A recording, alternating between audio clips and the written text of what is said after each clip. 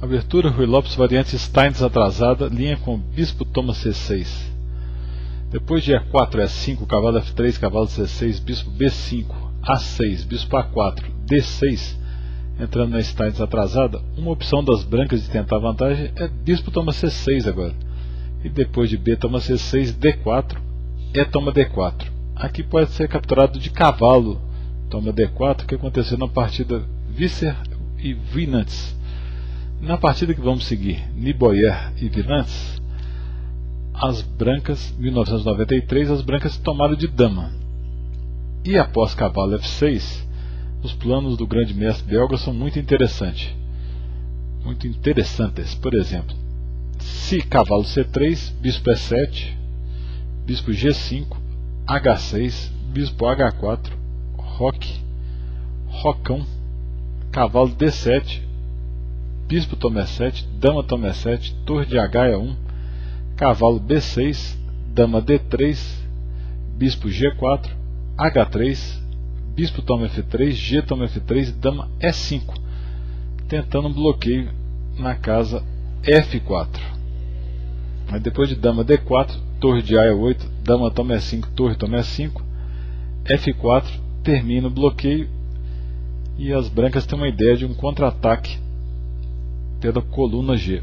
Por exemplo, torre H5, torre D3, torre H4, F5, impedindo que o peão G avance, torre F4, torre G3, torre toma F2, torre de E, G1, seguiu rei H8, torre toma G7 e o truque torre toma F1, torre toma F1, rei toma G7.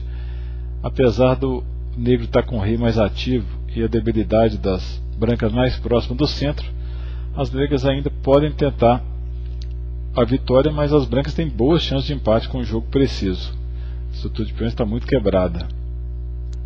E5, que parece uma boa opção, segue C5, atacando a dama. E depois de dama D3, D toma E5, dama toma D8, rei toma D8, as negras perderam o roque e quebraram a estrutura de peões da ala da dama, mas ganharam o par de bispos.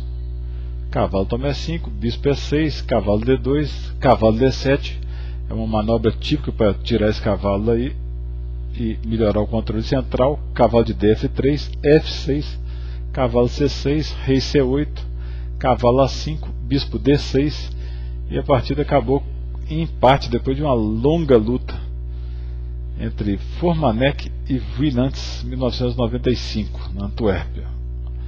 A partida principal seguiu roque, bispo E7, de novo tentando E5, talvez uma opção tranquila que seja dama D3, apesar das negras terem vencido em Kivigenes e Winantz, Bélgica, 2004.